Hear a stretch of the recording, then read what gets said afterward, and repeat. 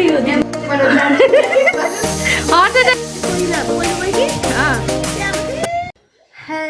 My YouTube family, आज चाहिँ नयाँ भिडियोको साथमा म हजुरहरूको सामने आइसकेको छु। म चाहिँ रिया विश्वकर्मा अनि आज चाहिँ मैले प्र्याङ्क भिडियो गर्ने सोच गरिरहेको छु, त्यही पनि मेरो मम्मीलाई। मेरो चाहिँ बुढा त बाहिरतिर हुनुहुन्छ क्या, अनि त्यही विषयमा चाहिँ मेरो मम्मीलाई प्र्याङ्क गर्ने सोचिराखेको छु। के प्र्याङ्क कस्तो हुन्छ के हुन्छ लास्टसम्म हजुरहरूले हेर्नुपर्ने हुन्छ गाइज, नत्र बेसी हजुरले आधी क्लिपहरू हेर्नुभयो भने हजुरहरूले बुझ्नुहुन्न। त्यसको लागि पुरै बुझ्नको लागि इन्टरटेनमेन्ट लिनको लागि हजुरहरूले फुल भिडियो हेरेर इन्जोय गर्नुलाई गाइज। अनि अहिले चाहिँ मैले अब खानासाना मैले पकाइसकेको छु। अब मम्मी चाहिँ तल कपडा धुँदै हुनुहुन्छ, खानासाना खाएर चुलो भाँडो गरेर अनि एकछिन पछितिर दिउँसोतिर, किनभने चाहिँ अहिले मम्मी काम गर्दै हुनुहुन्छ। अहिले प्र्याङ्क भिडियो गराएपछि त फेरि फायर हुनुहुन्छ मम्मी क्या। अनि त्यही हुनाले अहिले चाहिँ हामी एकछिन दिउँसो रेस्ट गरेको हुन्छ नि, त्यतिखेर म चाहिँ मेरो मम्मीलाई प्र्याङ्क गर्छु। अनि प्र्याङ्क गरेर मम्मीले चाहिँ कस्तो रियाक्सन दिनुहुन्छ होला त्यो चाहिँ म हजुरहरूलाई भिडियोमा देखाउने छु। अनि अहिले चाहिँ हजुरहरूलाई म बाई गर्छु। अनि एकछिन पछि भेटौँला साथीहरू। हेलो गाइस, मम्मी चाहिँ माथि भाँडा माझिसकिसक्नु हो। अब चाहिँ म क्यामेरा सेटिङ गर्दैछु। एकछिनमा मम्मीलाई प्र्याङ्क लुकाउँछु यहाँनिर क्यामेरा। अनि अब सायद मैले कहिले गरेको छैन नि त, सायद त्यस्तो मम्मीले केस नगर्नुहोला, त्यही पनि म लुकाउँछु, आफ्नो पर्फेक्ट दिन खोज्छु गाइज। लेट्स हेरौँ के हुन्छ।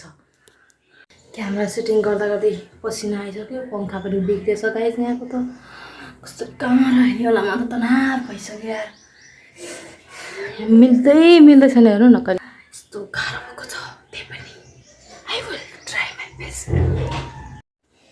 हुन त गाइज म मेरो बुढालाई असाध्यै माया गर्छु। यस्तो भिडियो बनायो भनेर हजुरहरूले यो नसोच्नुला कि मैले बुढालाई माया गर्दैन भनेर, तर यस्तो होइन गाइज। मलाई चाहिँ मेरो बुढा असाध्यै प्यारो हुनुहुन्छ। त्यही पनि एउटा मजा प्र्याङ्कको लागि चाहिँ मैले यो भिडियो गराउँदैछु, तर मेरो के हुन्छ अब लेट्स। 1 hour later.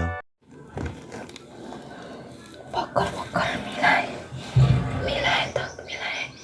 क्यामेरा काम।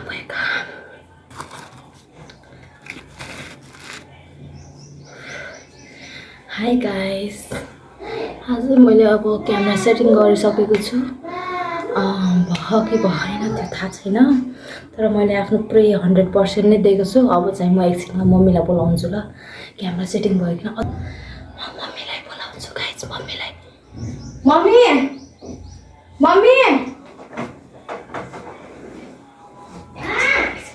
यहाँ आउनु त, यहाँ आउनु न, एउटा कुरा भन्छु कि।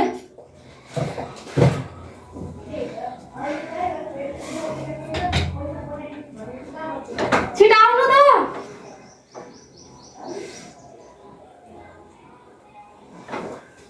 मम्मी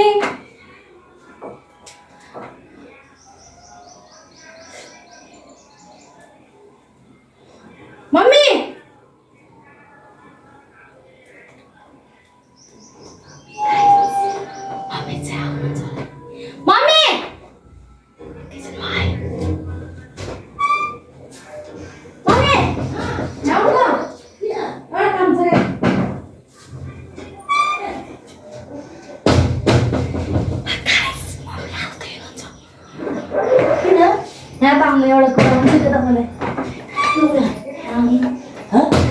बस्नु न, यहाँ त बस्नु। एउटा कुरा भन्नु एउटा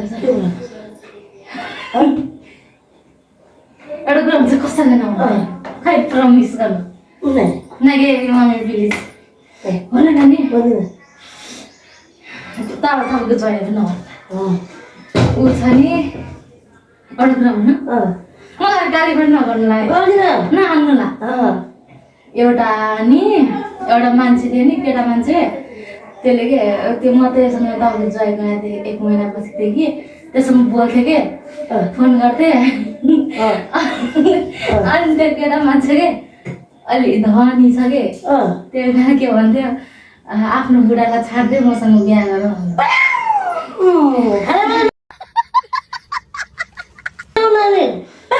के भयो तब चाहिँ नभन्नु लाग्यो है You shut your face! And here we go.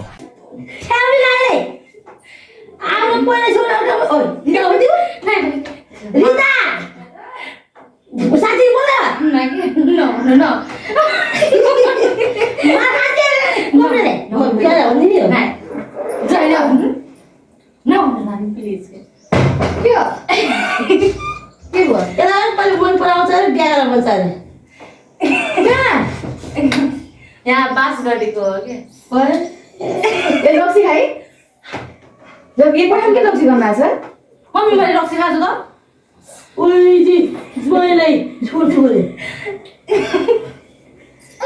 तपाईँलाई भन्नु लाग्यो चाहिँ अब घर जानु यतादेखि म जान्छु है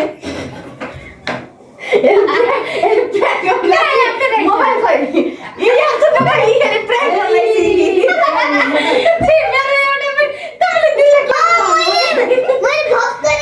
दिलले बिगार्दै सब दिलले बिगार्दै मोबाइल राखेर हार्ट एट्याक आयो मम्मी हार्ट एट्याक आयो